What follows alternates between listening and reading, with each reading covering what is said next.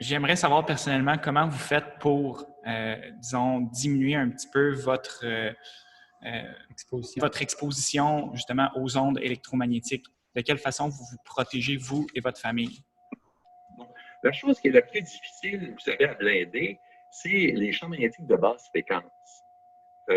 Parce que il n'y a pas vraiment d'obstacles simples qui vont atténuer ces champs-là. Il faut pratiquement de l'acier. Et pour réduire notre exposition, comme par exemple, j'ai des enfants, je ne veux pas qu'ils aient de leucémie infantile et que je les perde.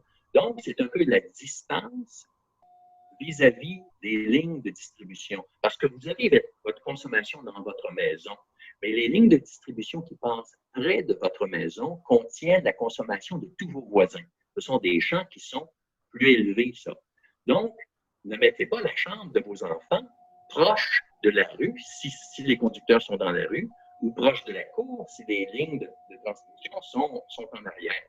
Donc, vous pouvez faire des mesures avec des petits appareils qui ne sont pas très chers et déterminer où les gens qui sont les plus vulnérables, qui apparemment sont les enfants qui pourraient avoir la leucémie, comment les protéger de ce genre de choses-là.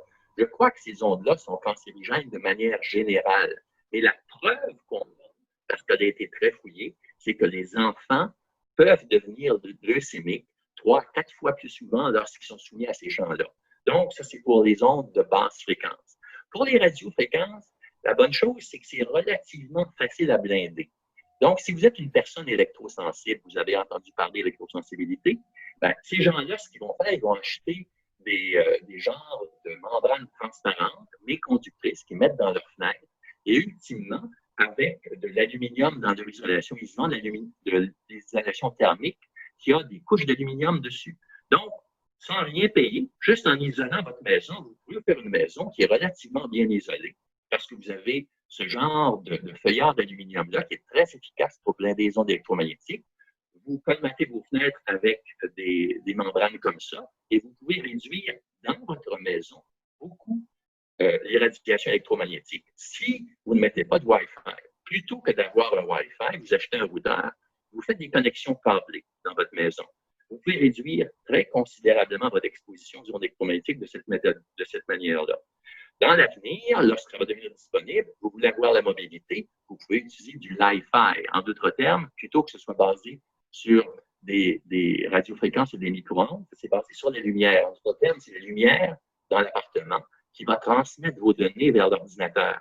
Et parce qu'on a évolué dans la lumière, sous la lumière du soleil, nous croyons que cette méthode de transmission-là, avec de la lumière visible ou même de la lumière infrarouge, devrait être beaucoup moins dommageable et peut-être ne pas être dommageable du tout pour la santé. Et depuis beaucoup d'années, vous utilisez des systèmes pulsés de lumière. Vos commandes à distance pour votre télévision, votre système de son, c'est des rayons infrarouges pulsés. Et on pense que ces dispositifs-là sont probablement inoffensifs. Donc, on a des possibilités pour avoir un système de transmission de données fibre optique infiniment plus puissant et plus moderne.